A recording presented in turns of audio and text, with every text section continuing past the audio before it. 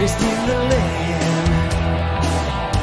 Someone who always can. Don't you know? Robito!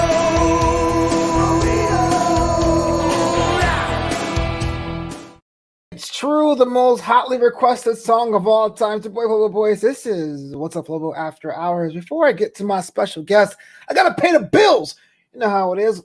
What's Up, Flobo After Hours brought to you by Clipper Ranks. You know me. I'm part of the beard gang. I got my lineup this week, but make sure my beard is nice and filled and voluptuous. I use Clipper Rank products, so do yourself a favor. If you have a beard like me, hit up clipperranks.com. Use the promo code FLOBO for a 20% discount. That's clipperranks.com. But I'm so glad you're here on Facebook, YouTube, Twitter, and Twitch. If you're on Twitch, do me a favor and follow. Now, I am not alone here on the treehouse. I got the man that's, I like to say he's an inspiration, but he keeps doing the work. You know what I'm saying? He's like a guy that keeps on pushing and pushing. What's up, Derek Fisher? What's up, Charlene? You may love him. You may hate him, but he's 100% him and real. Give it up for the real talker, Jim Alexander.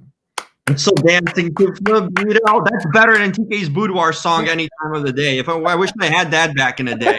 Oh yeah, TK. Rolling out moves to it. Flobito. Got you a song, man. What's up? We got you a song for that. Yeah, well, I mean, I had like intros and promos. I had people fired over them and get hired at different companies. Can you tell that story? Or is that still under wraps? Like, is that like? Can you tell Which one?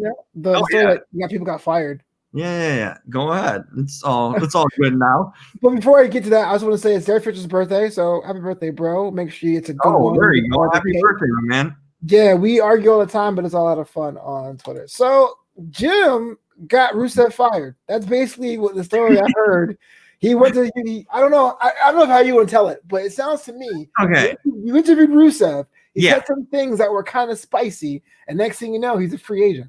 So what happened there was I did an interview with him. Him and CJ, Lana, had a movie coming out back in December. I did the interview. I think the movie was somewhere around that time. He was heavily involved in that, Lana angle with obviously Lashley. So I did an interview with both. As you guys remember those cuts that I had with Lana, we used to play at, on the Raw After show. Yeah. But she, of course, was very, holding to the character, not revealing. So then 10 minutes later, I get a phone call.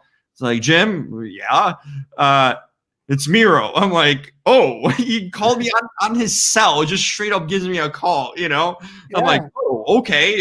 Am I interviewing you? He's like, yeah. I'm like, okay. So apparently they set up the interview, the publicity people, and they didn't really tell me about it. They're like, oh, we'll try to get someone else. So I knew about the Lana thing that was vetted by WWE. And then Miro just literally calls me off his cell. Like usually these phone calls when you do with these celebs, especially with WWE, it's like everyone's vetted, coordinated. They have their talking points. You have someone on the other line if it's a phoner or if it's a Zoom. They're also on a line like monitoring and spying in the background. This dude calls me off his cell with his actual number popped up. I had no idea who it was. I'm like, I thought Lana was cheating on him. He was like, Jim Alexander, huh? Hey, Miro. Well, there you go.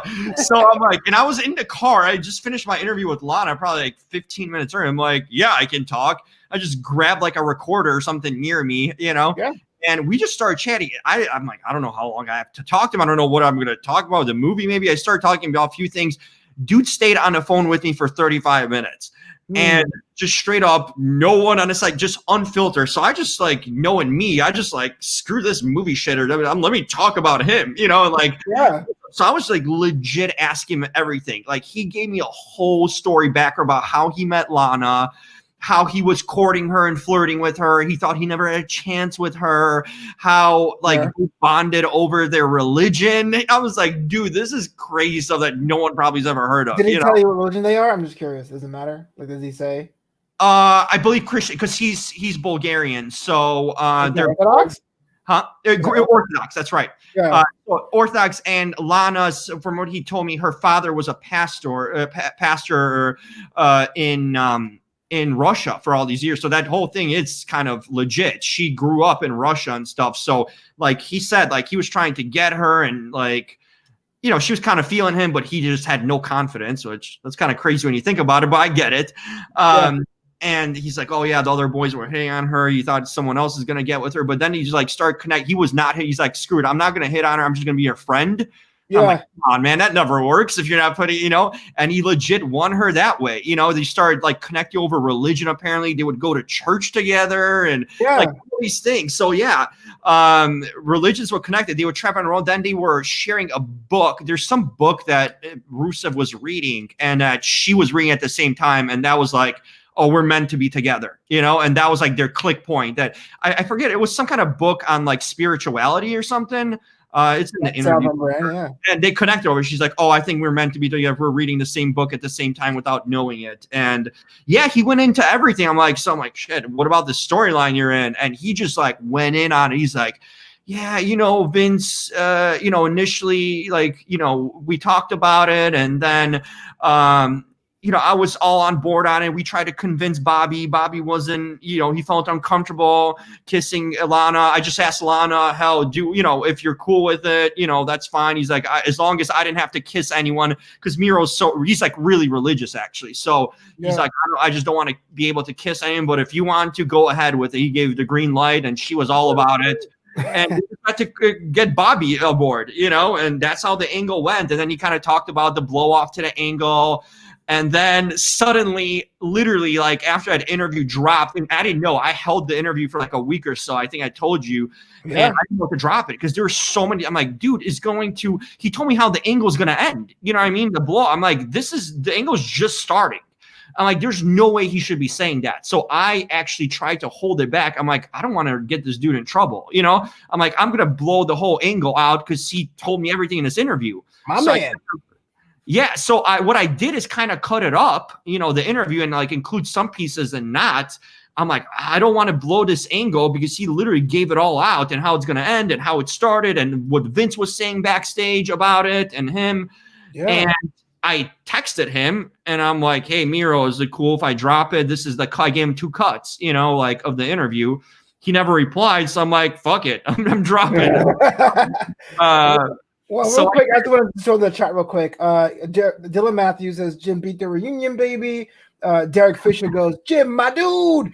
And the question he has for you, Derek Fisher, he goes, is Miro a cool dude? Super cool. One of the coolest dudes. I've talked to a lot of wrestlers and stuff and actors and stuff. Dude, Miro's legit down to earth, straight up normal. I mean, the dude called me off his cell like it's nothing, and it was just super nice, really open. Just, what you saw on WWE TV, like, he's a sweetheart of a guy, man, and just really transparent, straight shooter, no BS. You know what I mean? Kept it real. Much respect for him. I just thought he was a great interview, great dude to talk to. Gracious with his time and everything. Just straight up normal guy. And he was even asking me advice about acting and stuff. So I mean, because he taught what he's teaching he was going to class with this teacher that I knew or had a class with too. So we kind of talked about that, but no, super cool dude. Always will say that. I have nothing bad to say about him, but yeah, so then it dropped. And as soon as the interview dropped and obviously the dirt sheets start picking up some of them, dude, he was off TV by next week. And that angle went in a weird way. As we knew, it started going kind of crazy. We were like, why is Miro off TV? And like, we didn't see him ever since. Like, literally, I coincided. I mean, it could be other reasons, obviously, but it was just so weird when I dropped that interview and the dirt sheets hit it. The next week, he was gone off TV and we never saw him again. So, and then that release came. So I'm like, I got the man fired, in that way. That definitely sounds like. And the angle didn't turn out the way he told me it did. So. Yeah. So they must have switched up something in the meantime, I mean, if it wasn't for me, no one would have heard it. But when the dirt sheets picked it up, they'll get word of that, Right. And they'll trace it back. But if it was just real talker, WWE's not looking at that. So they should be. Real they talk. Damn well should be. Yeah. Hey, I just talked to recently, as you know, Moxley. So that went all over, dude. I had like the UK Sun picking it up, and like, holy crap, Yeah, man. That interview was all over. It's like for all of the people that went through AfterBuzz, I feel like the one that gets quoted a lot is Denise Salcedo. But like, you have a lot of deep cuts in that wrestling world just by chance. That the realtalker.com is pretty sick. People should go there more often and get the scoop. You know what I'm saying? Surprisingly, we had a lot of wrestlers. Last few months, I interviewed Wade Barrett and you know, Miro and Lana back then, but obviously Moxley a couple weeks ago. I also what's the redhead? I even forgot her name. Becky Lynch? Huh? Becky Lynch? No, the other one that got Eva Marie?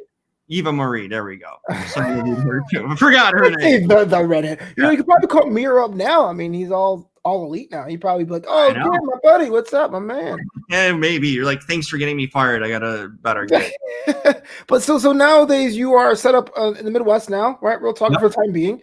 You know, you understand that 2020 came and like smacked us all right across the face. Like, how has that been an adjustment for you? Just making sure your work is still up there and adjusting to life, the mental strain, the mental changes. How's everything going? So with that, I mean, I literally feel I'm doing the same thing I would be doing if I was in LA now. Nothing's changed in a sense. No events are going on. Obviously, everything's shut down. So every press junket I would do, oh yeah, Dylan, the word is street sheets returning because it was in my interview. Actually, that's why the dirt sheets picked that up, because I was apparently the only one that interviewed her back then. Oh, Lordy. I did ask about Renee. I asked him, what does she call him? What name he goes by? Moxley, John, Jonathan, whatever. And then we agreed that Renee calls him John. That's what she calls him at home. So there's that thing about her. That'd be weird. She's like, "Oh, Moxley, take out the trash." But it's Jonathan, so she calls him John for short. You know, yeah. He's the opposite, I guess. Right? When you date girls, he likes Mox. That's his preference. Like people calling him that. But I'm asking you, Jim. Like when you're dating someone, and I'm sure you've dated a lot of people. Do they go like, "Oh, James"? Is that like? Is there a difference there? I don't even know if they refer to me by my name ever. Hey, asshole. Yeah, pretty much. Oh, hey, you know. Yeah.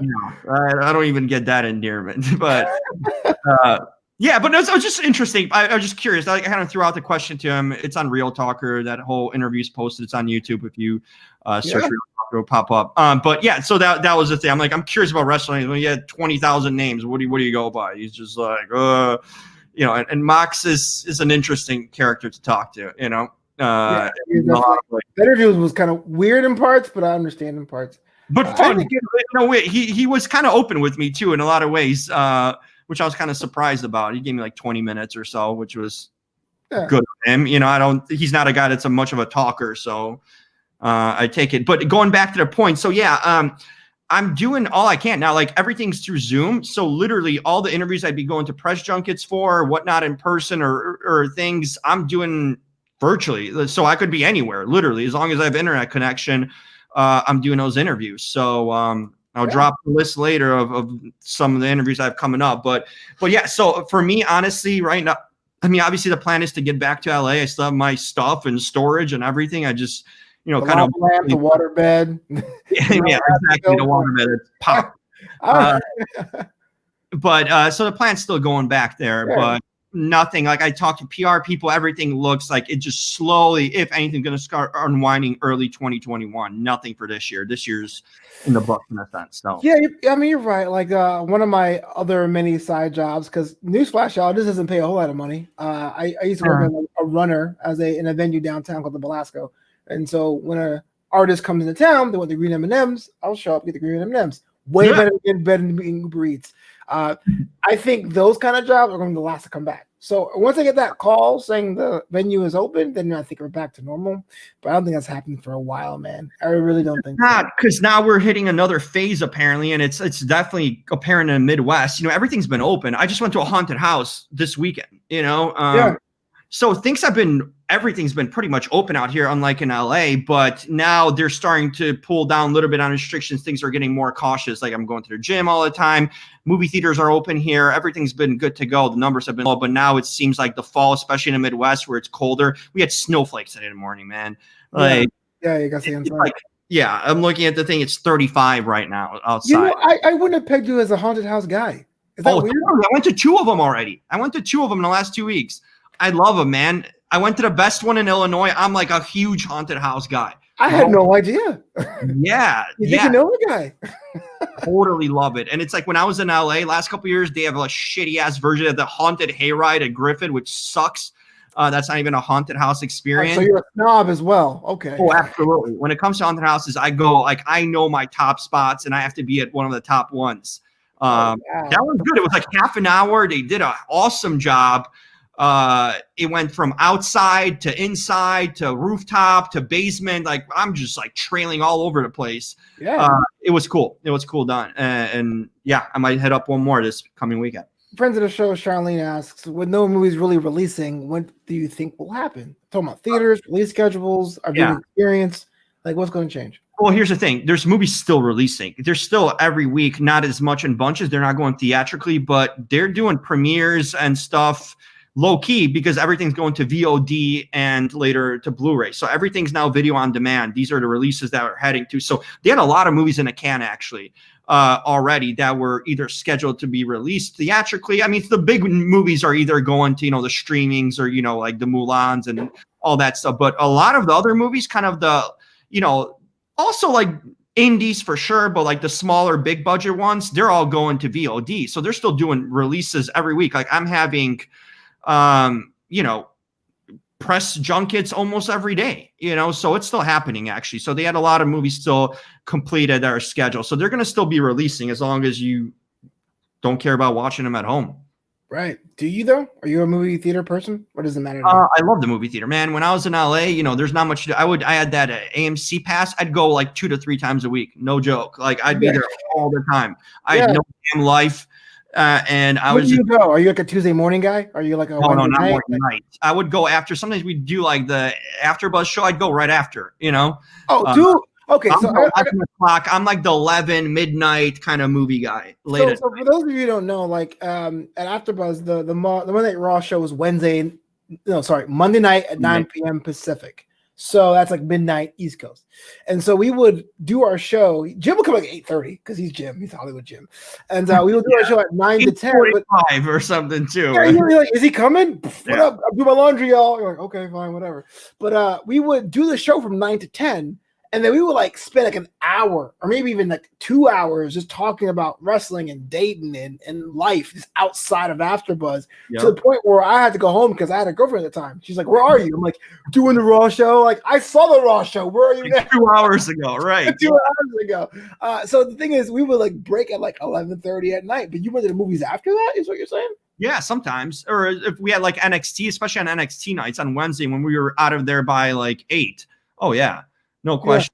Yeah. I would go. I'm a late movie guy, so 11 p.m. 10:30. That's probably before 10. I wouldn't even step. I like the late movie screenings, kind of middle of the night because I'm a damn Dracula or something. I'm a night owl. Crazy. And speaking of that, friend of the show, Peyton Wizard asks, Jim sounds like the Haunted House pro. Help me out. How do I not get got by the jump scares? I'm good at it. Like, it's hard to get me scared. One thing I hate is the blurred lights. That screws me up. Like the black and white kind of flickering lights. That's crazy. And like it throws you off. How did I get scared? I always, if I'm going in a group or something, now it's different during COVID. You only get, they really done well, I'd say, at least in Illinois, with they only allow you, the person you come with, and they give literally like a minute gap before they let you in with your exclusive group, and then they wait another minute. They have like a timer going on to let in the next group, so you never cross each other, even if you're kind of going slow. So it's like a personal experience in a sense, I don't want that. I'm in the front of the group, because here's the key. When you're going with a few other people, usually the leader of the group won't be jumped. They will wait because they know the guy's always usually first. The braver one is always up front, right? No one wants to go up front. So they'll kind of see you, omit you, and not say anything, and then jump out like seconds later. So you kind of get the tip off if you're in front of the line of seeing what's coming, and then they'll wait for the scare of who's behind you. So that's the key to it. But it's tough to get me to flinch. It really is. Like, I'm complimenting. I'm like, oh, good costume and stuff. They probably must hate me. I'm like, oh, that was a good. You don't enjoy them though, but you love them. So I'm confused. Why do you go for them? Like, I appreciate the artistry of it. I appreciate the work. Yeah, the sets. Like, I'm like, oh, you guys did a good set here in this haunted basement on the haunted schoolyard. And sometimes they'll talk to me, like the people are trying to be actors. They're like, oh yeah, good one, or whatever. I'm in film school right now. Yeah, or they'll do their lines. And then they're like, okay, or I always get notoriously lost. Like, you don't want me as the ringleader because I'll go into like a different direction and like you enter the room where the actors are located in, and then they'll like guide me like, yeah, this is not the room, go this way. I'm like, oh crap. So I always guide you towards dead ends, pretty much. I've been to a couple, man, but I don't like the whole horror thing. I don't watch horror movies. I don't get it because I feel like I've never been truly scared with them. I think it's all just like boo or loud noises, and of course you're gonna jump because it's natural. But like I've never been to a place. The good ones they'll get you in other ways. Like there's now people hanging on ceilings. Like the ones I liked in Chicago, the ones I went is that they're so like they're hidden inside, let's say like a plastic, like you think it's like a plastic figure and they're actually hidden inside the plastic figure. So their heads will pop out when you think it's like just like a plastic, thing that's not moving. So they've done really good at like masking themselves. Yeah. Or like they literally will hang on ceilings. Like you look up and there's someone like hanging or like above you like this, like Spider-Man, coming down at you. So they're good at it. The one time I was legitimately scared, like I don't want to be here, was at Not Scary Farm. And they had like the Day of the Dead dudes, but they all had like machetes and like the mariachi hats, sombreros in their backs. They were walking around like it was like normal. And I was like, oh, machetes, that's scary. But usually I go in these haunted houses, I'm like, oh, I jump scared or that's loud. They'll get you. I mean, depends. I mean, it's the experience of it. It's just kind of cool. Like I appreciate the work and the sets and what they do with it and just the creativity of it. And if they jump scare you sometimes or they come out at you because you're paying too much attention to the sets, that's fine. Give them credit. That's their job. Do you believe in ghosts? Yeah, I do actually. Go on. I've had encounters, man. I'm for real about this. When I lived, my childhood house, I mean, I grew up in right here in suburban Chicago. When we moved in, I remember as a kid, like I would be home and my mom was working. I'd be by myself. I was like 13, 12. Dude, there's so many instances where I had the desktop computer, that thing would just randomly power on, when I'm not even in a room. Or the thing that would constantly happen is the remote where I'm in a kitchen and the channels start changing. I'm like, what the hell? I was just watching this. I come there and literally the channel is changing one after the other. And the remote is laying on the coffee table. And I'm like, how is this changing? Literally in front of my eyes, the channels were changing. And I'm like, I'm not pressing anything. There's no one in the house and the remote's right in front of me, And I found out later, I did some digging that the land that the whole land was used to be a Indian burial ground years ago. That is like a stock reason why it would be haunted. Yeah. So I'm like, oh, this makes sense. They turned it into like this housing complex, neighborhood in a sense. But back in the day, the town I live in was a notoriously Native American town. Like a lot of them migrated from like the north, the southern Canada and kind of the tundra of Wisconsin and all that. And my uncle owns a farm in Wisconsin. He has a little forest there. Dude, we would find old Native American shoes from like, I don't know how many hundreds of years ago. I'm like, what the hell is this? You'd go in that little forest to like walk a dog and it'd be like a random, like a Native American, stitched up, kind of shoe that you will never find anywhere, just laying around randomly. I'm like, holy crap. So that whole Native American burial grounds, that's legit stuff. Like that's, especially in the area I'm in where that was so prevalent and the towns are even named Des Plaines. That's a old Native American French term, that's prevalent. Wow. That was a weird ghost story. Now I'm gonna like have my light on tonight. I would say I don't believe in ghosts, man, but like I will say when I get up in the dark when I have to pee, because I'm at that age now where they get up to pee in the middle of the night, where I'm like, oh man, I need to make sure that so I can know where I'm. Like I feel weird. Like I won't say I'm afraid of ghosts, but I feel weird. Like I'm being watched. Yeah. On the way to pee. But maybe I'm just a wuss, I'm not scared of it. I just find it fascinating. I'm like, wow, like there's something to it. Mm-hmm.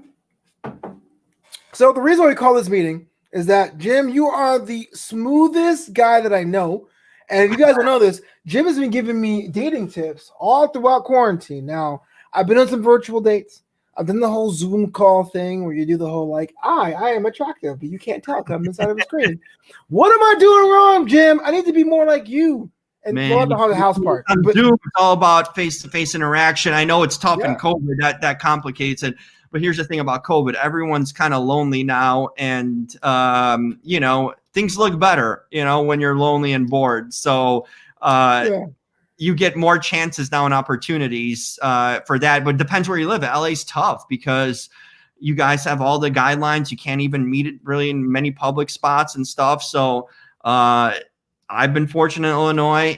I've had a girlfriend for like 3 weeks, and it's over. It's over. Yeah, that was a quick run there. She was hot. I'll say that she was super hot. Probably that's a goal. Yeah, sure. Yeah.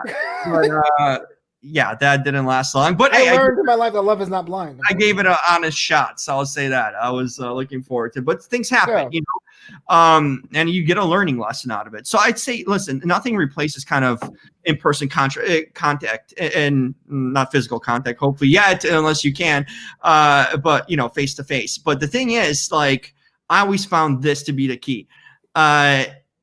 Listen, guys spend so much money, man, on going out on dates and stuff. And that to me has been always a crazy method, man, because here's my approach. Okay.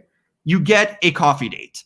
If you earn, like, if we like each other, if there's a connection or whatnot, we want to see each other, cool. You earned a date then. Right. I feel like, imagine this, if you're going out on dates constantly and you're taking out to restaurants or bars and buying drinks, you're going to go broke, man, unless you got a deep pocket, which I know we don't, especially living in LA. That's tough. I make content, bro. I'm broke as hell. Exactly. You make content. So that's the thing. And it's like you got to be cautious about that too, because a lot of women and guys, maybe more women, that sense, they like to go on dates and be taken out and even not have any intention of seeing you, whether it works out or not. Like, oh, I got a free meal, a free thing. So it's like, for me, what are you trying to find? You're trying a free date or lunch, or you want to actually legitimately see if there's a spark and get to know me? So if there is, I have no problem going on a creative, fun date, And I think, like, obviously, like, the dinner and movies overrated. You try to do something creative. Like, if I had a date now, so let's say I went on a coffee date, it went cool, we'd agreed to meet each other, we'd be going to a haunted house or something. Or if she's not into the scary stuff, really, go to like a pumpkin patch or a pumpkin farm. You know what I mean? Like, every girl will like that. You're telling me, bro. This is all facts. It's one of those things. It's like nothing is given, it's earned, right? Like, you just can't give out a date. You got to earn it. And it's a two-way street. People forget, like, guys are like, well, I need to impress the girl, I need to do this. Like, well, she needs to impress me too, because I'm not trying to date her only, right? She's trying to date me too. It's always as close to 50-50 as you can be. Right. Society makes it seem like you have to court, and, not to say that guys not supposed to make the first move and, kind of take the initiative, because I think women appreciate it and like that. True. And a lot of them, kind of naturally, in a sense, expected. But man, it's still supposed to be 50-50. You know what I mean? And it's like the whole thing about, you can't buy. So if I'm buying you out with money, you're interested in me, how many times I'm taking you out and where I'm taking you out, you're not in it for the right reasons, right? You're just in it for where are you taking me out? When I hear the question like, are we meeting up? Cool. Here it is. Where are you taking me out? Well, we're going for coffee. That's where I'm taking you out. What have you done yet to earn a real date? You know what I mean? Hold on. Okay. I understand that, because I've $5 coffee with me, man. And then from everything else, it's, we'll see how it goes. I hear you, because I've done the oppressive date that broke my face, and there was no second one. I basically used for a free meal. I always thought it was part of the game. But here's a counterpoint, though. Some people say the coffee date is a tad cliche. A girl deserves to be taken out. Maybe something a little less expensive than dinner and a movie, but not necessarily Starbucks. Like, that's not really fancy. Here's the thing. It's not a date. It's a meeting. It's a meeting to see if you're attracted and there's a connection. I don't call coffee dates really. They're first impression kind of things that you can get on the phone or you can get through texting. You're feeling each other out. And the best space, and listen, it's not only for me, oh, like I just want to save money. It's for her too. It's simple. There's no requirements. There's no obligation there. We can both leave at any time. It's just a coffee. It's simple. There's no pressure on it. And you can always just bow out, in an easiest way. So it's easy actually on the girl in that case too, because if it's not working, it's just a coffee, like, hey, I got to run. It doesn't bring the awkwardness of like being stuck in a movie theater or stuck on a dinner, which is different. It's the casualness of it. You got to keep it light and casual because the focus there is talk. It's not about the surrounding or where you're at and what you're doing and how much. It's about, hey, we are doing the bare minimum. We're meeting in a public place. You know what I mean? A low pressure for everyone, casual, but this is the best opportunity. And a coffee place is better. Like people who meet at bars for first dates, horrible idea. I agree.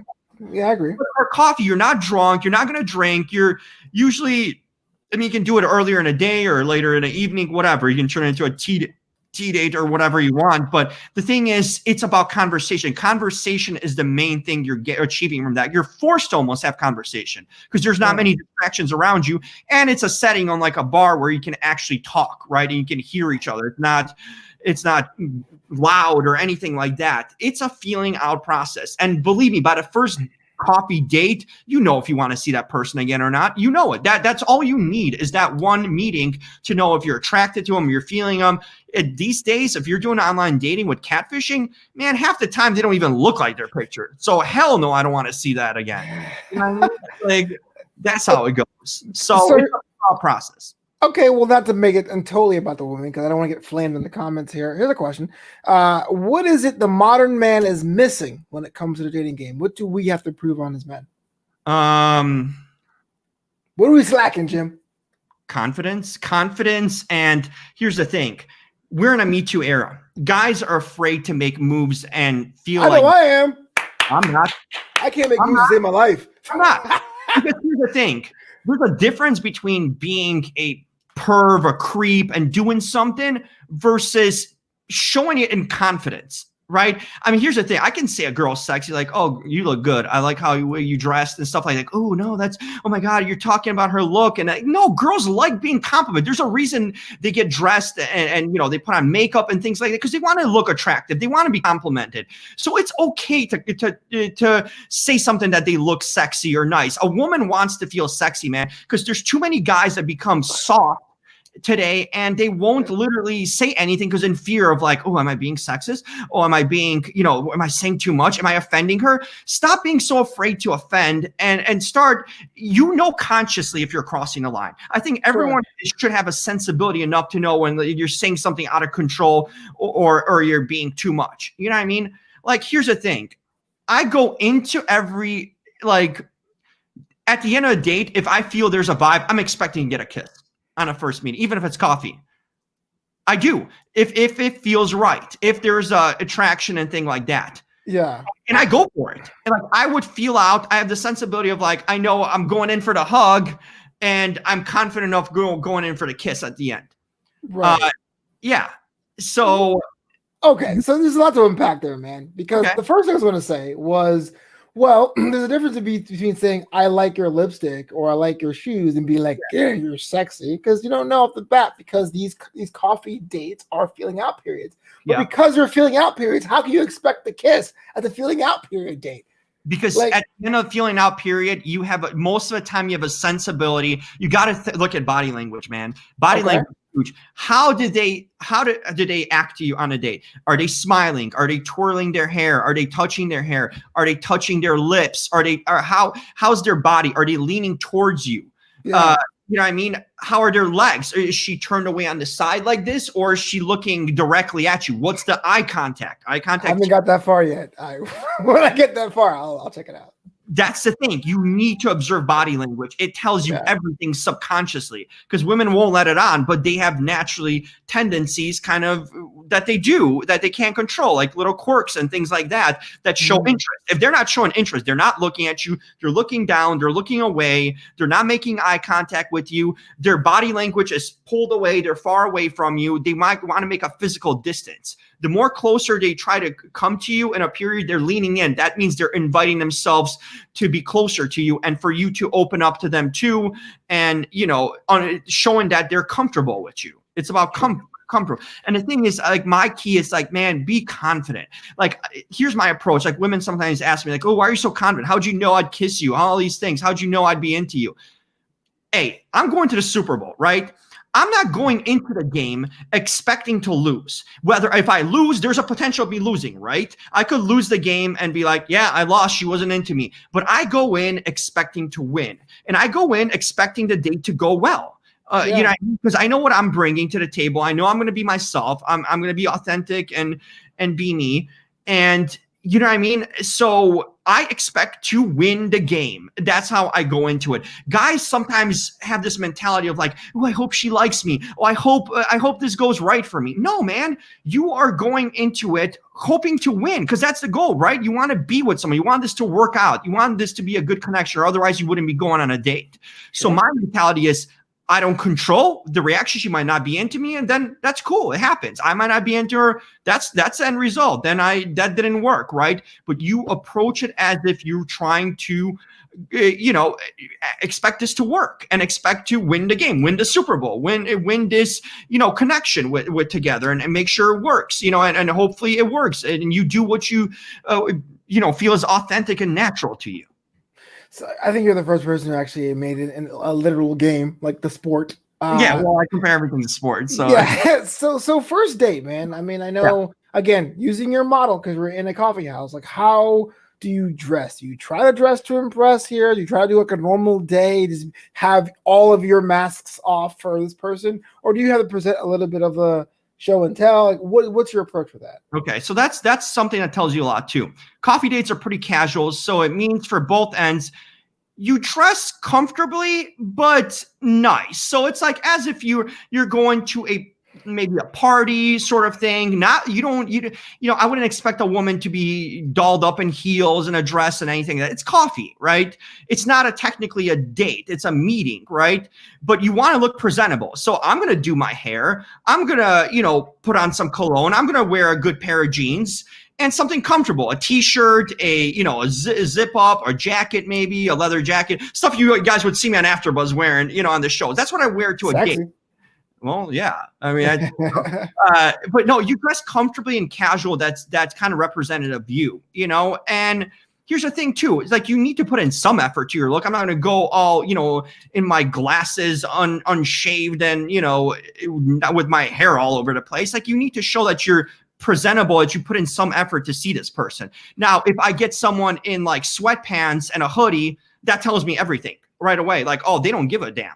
They're just showing up just to show up like they rolled out of bed. Like you need to put in some effort that you at least combed your hair and presented yourself because you're meeting someone. You want to make a good impression. You don't have to be all dolled out because the situation is casual. It doesn't require you to go all out. But you should, it's that happy middle, where you look presentable, you look, nice and comfortable at the same time. And it shows that you put in some effort.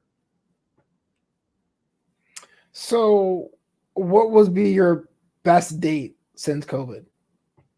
Okay, so the best day, well, I could go to a whole different area here where the actual thing activity, not the Netflix actual activity. Cool. So there's one that I went to. There's this park, and that was like in September, where still weather was warm enough. It's like this huge lake, so you can rent a paddle boat, a kayak.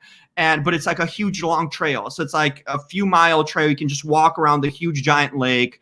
There's there's birds around there. It's a very kind of a pleasant, nice scenery setting, cost you nothing. And I thought it was really cool. Like I went with the girl. It was a really nice kind of a romantic walk. And we stayed there till it got dark and no one was in the park. We sat on a bench.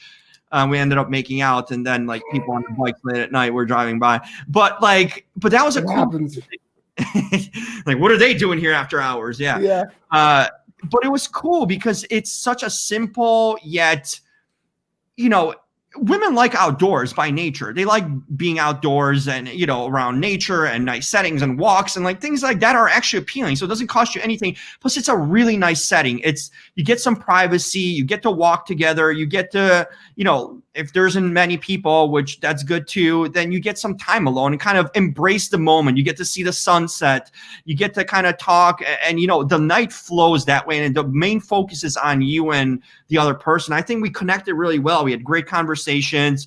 We ended up staying at that park for like a few hours, after we just did our initial like walk around. So that turned out to be a great date. And it was so simple. Sometimes the simplest things, man, can be the best. It's not about, I always say, it's not where you go and what you do, it's who you're with that counts. Because if it's someone that you connect with, you can be sitting on a bench, you can be at a damn grocery store and going grocery shopping. It could be a great time. You could be at the fanciest place ever, but have a horrible time because you're not connecting. You know what I mean? So it's all about the place. And too many guys try to impress. And believe me, girls can sniff out when a guy's trying to impress them too much and he's trying to put on a show or trying to be extra. I'm telling you, man, the simplest things, a lot of times women are very amicable and open to just doing a coffee date or having a walk, or especially being in LA, you can do that any time of the year, but there's always some creative, cool things you can do, that give you time. It's all about the talk. And I think if you talk, that's how you build a connection. Talk and being next to that person, see how they react. That's how natural bonds form. It's just by the simplest things. Just real quick, if you answer Dylan's question, was the 3-week girlfriend your first date there? Was that the walk? Or did you we went on a second date there. I'll tell you what impressed me about her. Please do. We were like Facebook friends for a long time. That's the thing. It was kind of like a crazy thing. And we came together. We were Facebook friends for years. She reached out to me on my birthday, wished me happy birthday. I thought she was like with a guy last time I heard a few years back. It never worked out between us. We never even ended up going on a date, but she was single and we kind of connected immediately. We had a long phone call conversation and, we had a nice meeting the next night, and then that kind of sparked things up. And then the following weekend we kind of set up dates and we went to that park and then we went out to dinner. Actually, we felt comfortable with each other and I was impressed because she wanted to pay for it. Like, I know girls sometimes play the game like, oh, I got it. Like, no, I got it. Like, yep, I'll put it away. It's just a thing. But when someone's genuine, and I appreciate it. Like, that's when I want to pay for someone extra, or actually make it. Because when I see they genuinely, want to put their money where their mouth is in a sense, or it isn't about them being taken out. It's about being in your company. That's when I'm willing to open up like completely, like, oh, she deserves a great date. Oh, I want to treat her for sure, and she was like that. I just saw a different side of her. I'm like, here's this beautiful chick, and like any guy would be lucky to have her, any baller would want to be with her. And here I am like, damn, I'm lucky in itself. But she was so gracious and like really selfless and kind. And that just really warmed me up quickly to her. I'm like, yeah, that's a keeper right there. That would made me. And then like, when she came over, I like cooked for her. Yeah.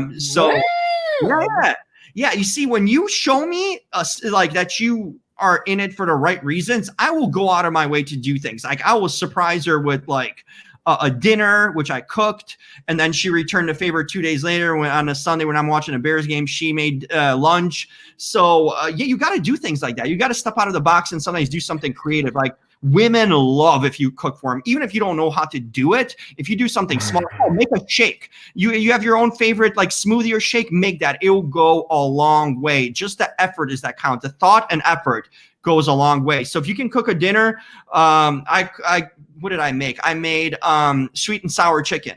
I got some chicken and I cooked it up. I didn't get some of that. It turned out good. I mean, I could cook something. I got a question from Derek Fisher. He says, I really like this girl and I met her through my cousin. We were in middle school and I find out that she liked me like a cousin recently. Should I forget about her? So I guess that's the friend zone. Cousin. That's friend zone right there. Like that's another topic is friend zoning, man. Girls don't want to be mean or come off rude or break your heart and stuff. So they'll a lot of times lead on a guy by just being friendly with them. But here's the thing, when they're into you when, let's say this, you're watching a movie together. so here's another story. I went out with I rekindled with this one girl who I had kind of a fling with earlier in the year, kind of turned into more of a hookup than a date. So I rekindled with her, and we actually she's like, oh, come over, let's make tacos, right? Okay, cool. So I came over, watched scary movies, and man, I knew from the moment that I was being friend zoned there. And it was weird because we already did stuff, and we already had things backwards, but she sat on a couch, all scrunched up, holding a pillow tight to herself, all the way on the edge. That's showing distance. So that's saying, don't even come close to me. You know what I mean? I'm friend zoning that way. When someone called her, she referred to me as oh yeah, my friend is over. These are keys girls will do to kind of make you hints, at it. Or I got to be up early tomorrow. When a girl starts yawning and you're on a date, you're done. It's over. You're done, bro. Wrap it up, B. Wrap it up. Go home at that point. Don't even sit out. When she starts yawning, oh, I'm tired, I have to be up early, that means you need to get out of here because I don't want you. So that's way of friend zoning you. And you right away know. You don't even, it's an unspoken thing. It's yep, this thing is not heading anywhere. Because if a woman likes you, she will show the signs that she likes you. She'll sit closer to you. She'll put her hand even on you sometimes, or just try to get you to engage with them. Have you make the first move, but they will initiate. They'll show you enough interest to do that. But if a girl's cold and you can feel that coldness, if she's isolating and kind of, oh, you're such a nice guy. No one wants to hear you're a nice guy. That means you're not sexy. Yeah. You're not. I want to hear that I'm sexy, or I'm attractive, or I'm attracted to you. If a girl says you're such a nice guy, it means that I see you as a friend only. Are you putting a promo? I want to be seen as sexy, damn it.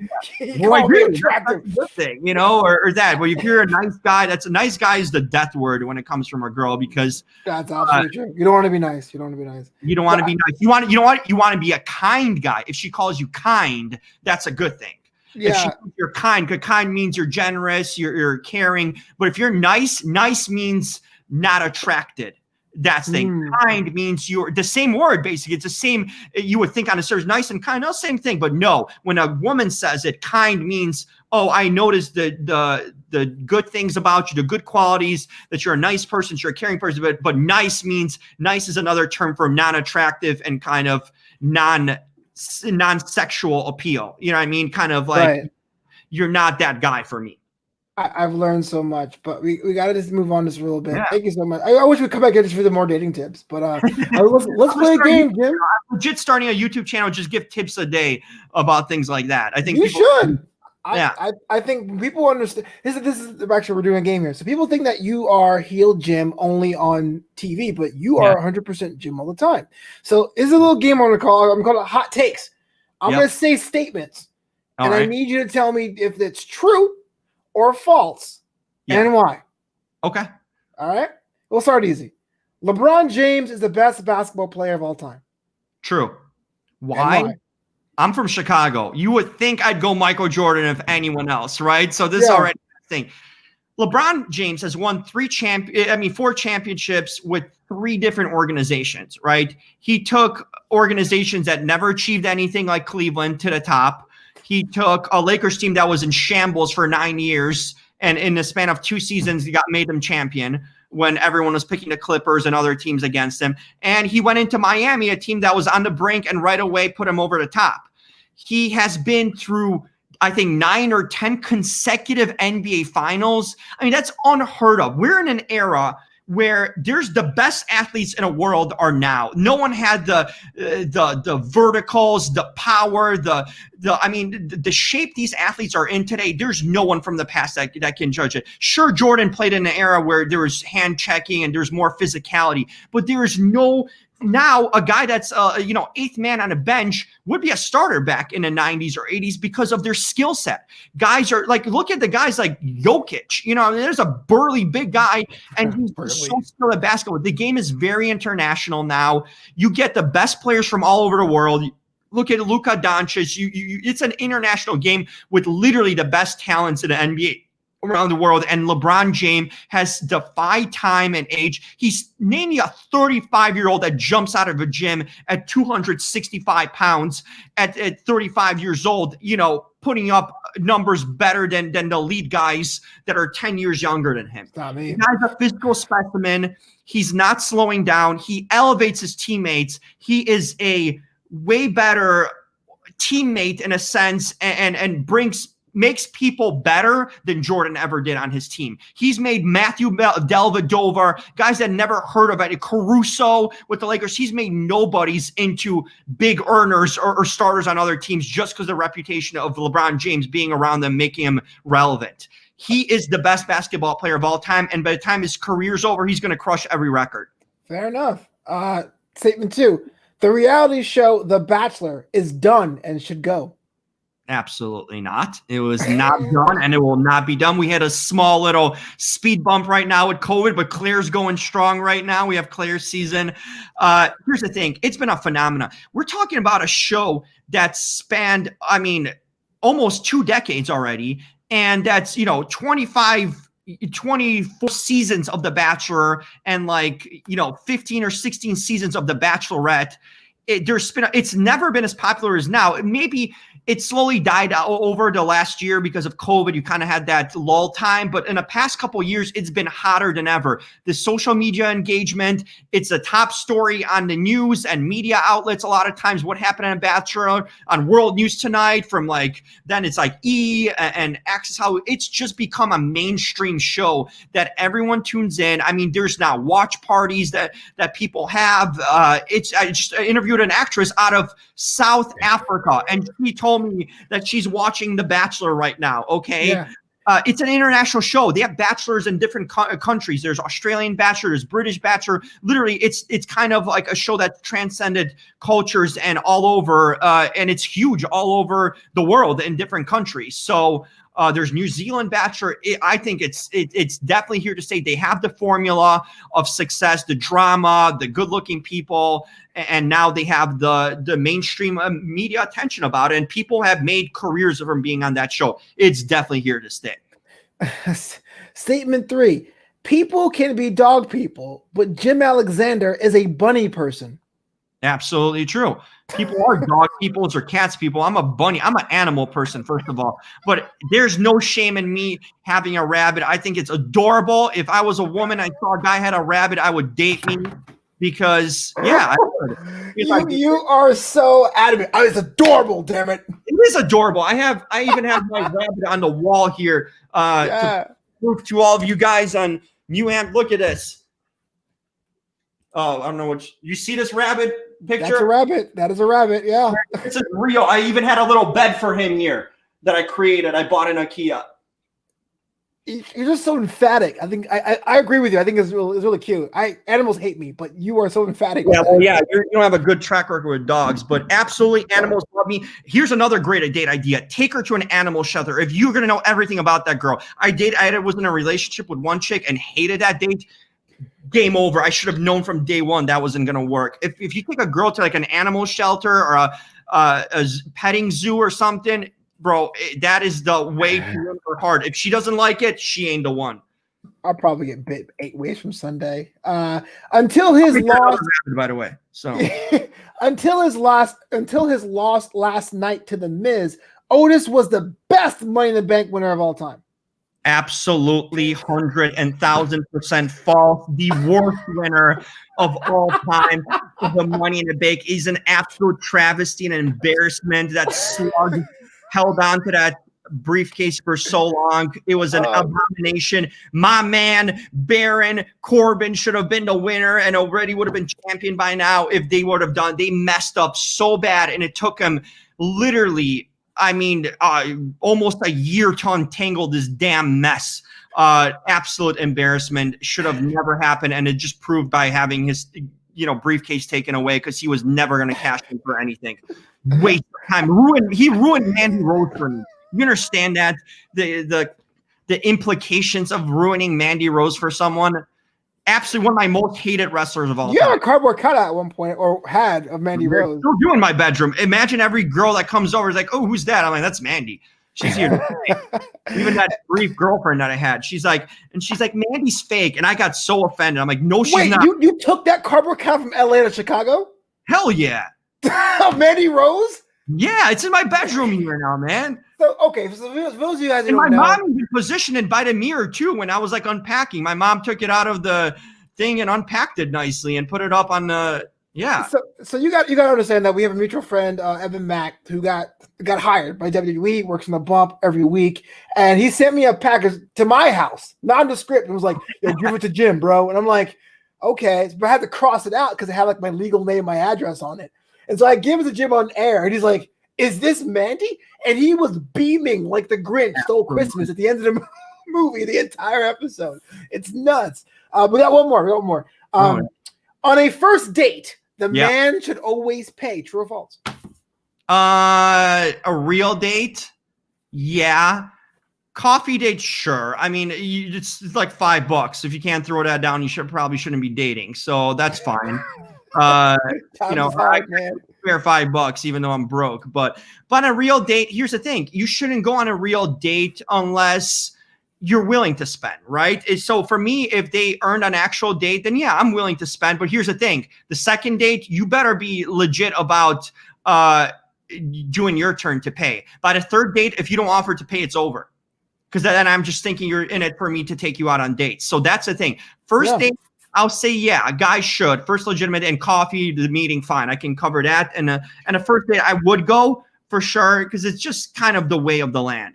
And but second date, it's fair game. I think she should pick up. Or if you're going out doing multiple things, she gets dinner and you get the date, or vice versa. On a second date, she should be chipping in at a second date for something. Yeah. Hey, I'm not sure if I agree or disagree. This is definitely the world of Jim Alexander. No. The point of this thing was to show people that you're just 100% all the time. This is not a gimmick or a character. You're not putting it on for the masses. This is you, which I appreciate. You're like, I'm adorable, damn it.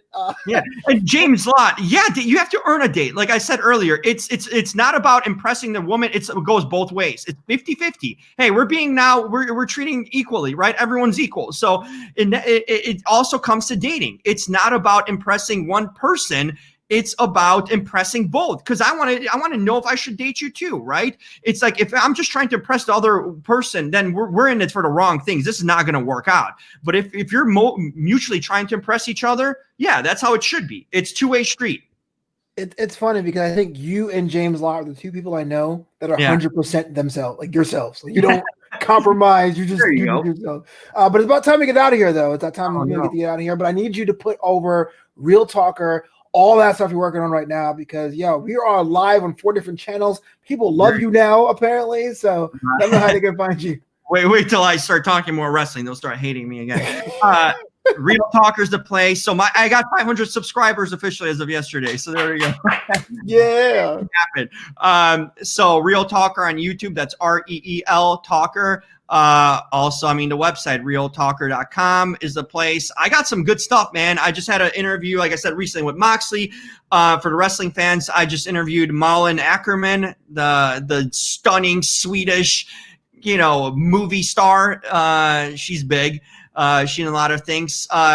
Today I interviewed Mr. Rick Flag from Suicide Squad, Joel Kinnaman. Yeah. Ooh, nice, yeah. So that's coming up. Me and Joel talking Polish. So watch that one. That's going to be a good one. Oh, snap. That's cool. Yeah. You do speak Polish fluently. Yeah. No, he just did a movie called The Informer. He plays a Polish guy. So we had a little Polish conversation there. How's his accent? We talked about some Suicide Squad. So he tells me how the new experience with James Gunn is after David Ayer, and how the new cast would Cena and everyone else in the upcoming Suicide Squad movie. So that's going to drop soon. Stay tuned for that. But how was his accent? I need to know this, because you are Polish. Was it good? Dude, his Polish is absolutely. I had to compliment him. When I saw the movie, I'm like, dude, someone's doing his speaking or something. But cool. He said some things in Polish. I tested him right in the spot. He learned damn well because he had some Polish co-stars that really taught him well. But man, he's a hell of an actor, because I know if you can get the Polish dialect literally 100% spot on, he did. That's a tough dialect. It's not like Russian. It's Polish is a unique dialect, and he nailed it. That's a hell of an actor for me, who's actually Swedish by nature. Yeah, so he grew up in Stockholm, but man, that's a hell of an actor, and there's a reason why this guy is going places and starring Suicide Squad and, was RoboCop, and he's a top actor. And who else I have coming up? Oh yeah, so another couple big interview. I got David Arquette coming up. Any questions for David Arquette, former WCW World Champion? He's in that show now too. You can't kill Dave Arquette, or you can't kill Dave Arquette. If you have not seen that documentary, it is one of the best documentaries I've seen all year long. You cannot kill David Arquette. For those wrestling fans, you will see this dude went through the grind. You will see some familiar indie guys that are featured, some wrestlers that we recognize are on that. It's a hell of a documentary. It will give you a lot of perspective on the guy and really give him some kudos on what he went through. So I'll be talking to him tomorrow, and Jeremy Piven from Entourage. What? Mr. Selfridge himself? That's right. So I got some people coming up, man. Real Talk, I guess, is doing something if they're giving me this interview. So I'm going to roll with it until they stop. That is fantastic, man. Tag me, bro. I'll make sure I retweet you. Put you over, brother. What's Up Flobo After Hours? Part of the New Amsterdam Entertainment Network. Learn more at newamsterdam.com. That's KNEW Amsterdam.com. But it's about time I get out of here because it's late. And I have to tag and do metadata for me. Thanks to everyone in chat. James Lodge, Derek Fisher, my boy Dylan Matthews, PC Westner, everyone. Charlene, what's up to everyone? Good to see everyone again. And you got to come back on these shows, man. I got like 8 of them. We can get you back on like a dozen shows. We can do that. I'm always around, so it's good to see the people again. All right. Well, until next time, man. Peace out, everyone. The bed is still